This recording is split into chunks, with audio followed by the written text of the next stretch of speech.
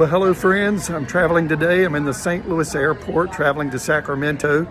But this morning when I left Orlando, the flight I was on was full. The seats were full of people, the area and the gate was where I was at.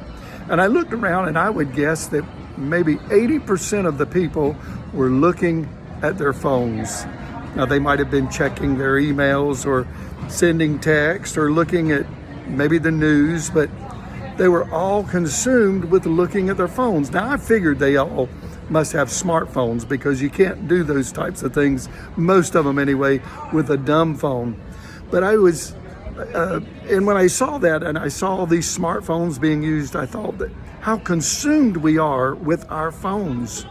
And smartphones are really not smart. It's not smart, shall I say, to spend so much time on our smartphones.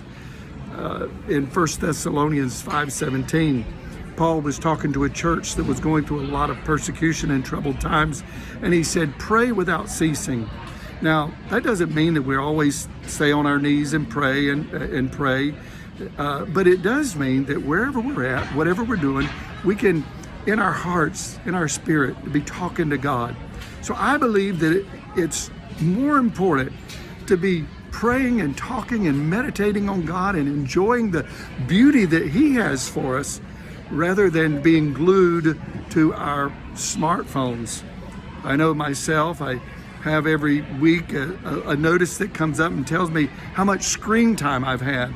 And I have really felt convicted that I don't need to spend so much time on my screen. Now they are help. It does help us to save time, and the invention of the smartphone does save us time with some of our work and so on and so forth. But friends, we need to be aware of the time we spend on our phones compared with the time we spend meditating and praying to God. So I encourage you, friends, let's spend time praying, seeking. Pray without seeking, as Paul said. Our world is in trouble, and if there's ever a time we need to be praying without seeking, it's the day in which we live in.